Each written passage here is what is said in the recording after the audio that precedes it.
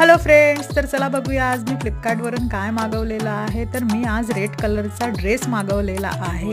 But I don't know Y मला फ्लिपकार्टवाल्यांनी त्याचा pant नाही पाठवलेला आहे.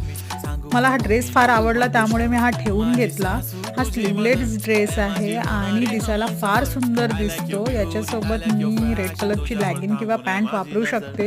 याचा घेरा किती छान मोठा आहे आणि बॅकमध्ये चेन दिलेली आहे ॲडजस्ट करायसाठी.